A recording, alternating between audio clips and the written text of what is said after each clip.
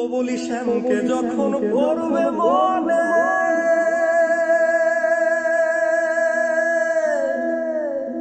তুই চাইবি কালো মেঘের পানে, আর রান্না শালে কাঁদবি বসে ভিজে কাঠ দিয়ে উনুনে। কিছুদিন মনে মনে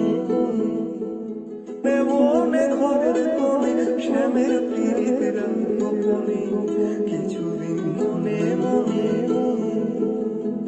ইশারায় কইবি